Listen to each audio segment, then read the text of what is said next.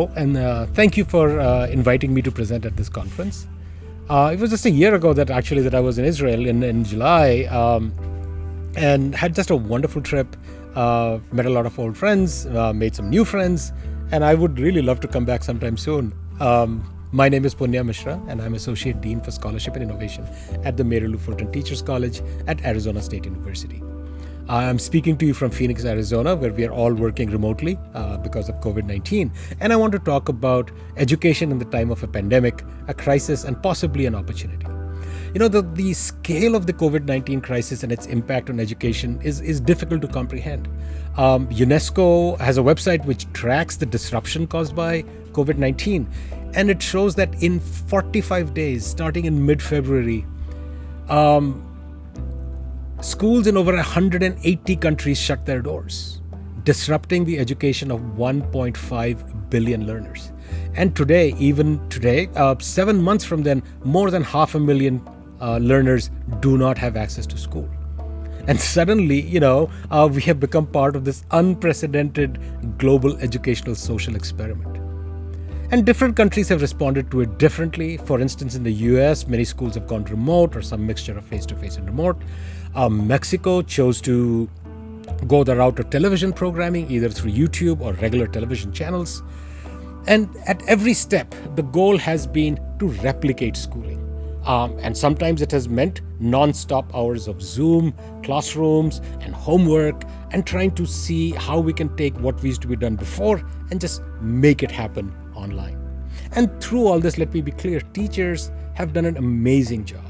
Given the constraints that they're working under, the care and concern that they have shown for the learning for each of the students is really amazing. Over the past 6 or 7 months, I have had an opportunity to speak with educators across the world, including Israel. And their dedication to the profession just amazes me. And I'm really proud of each and every educator in this context. But I wonder why, in this situation, we thought it was best to replicate schooling. Because if we try to do that, we will sincerely fail. But the bigger question I ask is, why do we want to replicate it? What was so great about the way we had schooling before? And before I get into that, I want to talk a little bit about what this virus has shown us. It has laid bare a lot of underlying problems in our society. The virus doesn't care what the color of your skin is or what your religious background is. It doesn't care if you're a man or a woman. But what it does is takes existing gaps in society and impacts us differently. So if you're poorer, the impact of this virus is more than if you're richer. If you're a girl, the impact of this virus on you is more. Countries like India and Mexico have done an amazing job over the past decades bringing girls into the school system. We may lose an entire generation of girls and women because of this COVID-19 when they come back, because they might not just come back. Schools with fewer resources face greater problems because the students have less, access to the internet or the computers. And when you think of the kids with special needs, because schools were often the only place where trained practitioners could meet their socio-emotional and developmental needs. And these are kids who need extra attention, and that is now possibly lost to them. So the virus does not discriminate, but we as humans do, and the virus has just made these existing gaps bigger. The pandemic has exposed the problems of the digital divide and created an urgency to do something about it. But let us also be clear. The idea should not be to replicate school, because that is not possible. In fact, I would almost argue it is the wrong thing to do. The internet is an amazing technology and everybody needs to have access to it. That much has become clear. It is clearly one of the greatest inventions of the humankind. For the first time ever, a child in Mexico, in Phoenix, in Tel Aviv, has access to information at a scale that was never possible before. However, just mere access to the technology and to information does not mean that it is good for learning. It's like just because a city or a town has a library or a good library does not mean people learn on their own and become weather forecasters or political scientists. Access to information does not equal learning. Sitting in front of Zoom does not imply you are learning. And so at this moment of crisis, let us also not fool ourselves about going back to normal as we had it before. Actually, if you think about schools, even before the virus. Did it really work for all our students? And what we have done, if you think about schooling, is we have created a grammar of schooling that is the same across the world. It is one that is based on standardization, on set routines and schedules, and a narrow view of intelligence and human talents, which are incredibly diverse and personal. Schools focus on decontextualized compliance on abstract set of rules rather than development of talent and imagination and creativity that is rooted in culture and context.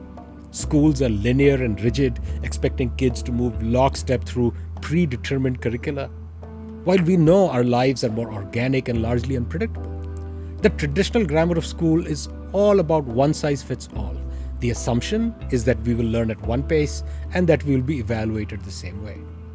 But learning and growing up is intensely individual. We are unique creatures with unique patterns of interest, talents, and opportunities, and we as educators and schools as institutions need to respect that. We know this, that children want to learn. They are learning machines. But schools suppress the key educative instincts: curiosity, playfulness, sociability, the urge to find out, to build things, to create things.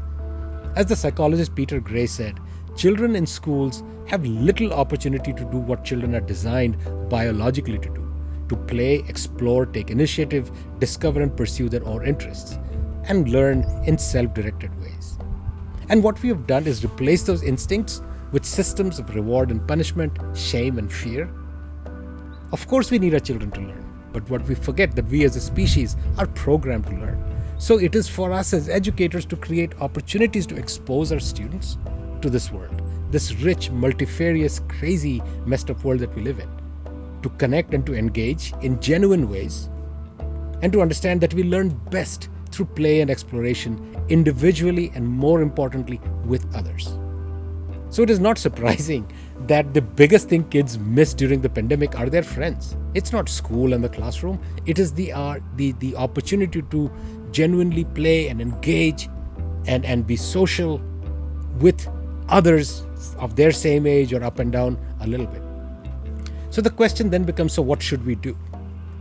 I think first, even at a time of pandemic, or maybe because of it, we have to shift the responsibility for learning to students and to pursue their innate interests with the help of teachers to give everybody a greater sense of autonomy and independence. I think as importantly, we have to rethink the curricula, the scope, how to educate and how to learn. We have packed too much into the curriculum. Let's unpack that. What's really important? And instead of regular hours of meeting on Zoom, let's give students more flexibility. Allow them to develop their own desires and interests, give them time to work on assignments when they're at home, and then check back personally with them as they progress through it. Maybe make them work in smaller groups and teams so that they don't lose that connection with each other. Let us not try to go back to what was before, because what was before was not all that great. We were just used to it. So if there is a silver lining to this, it is this, that maybe this is a chance to reimagine education.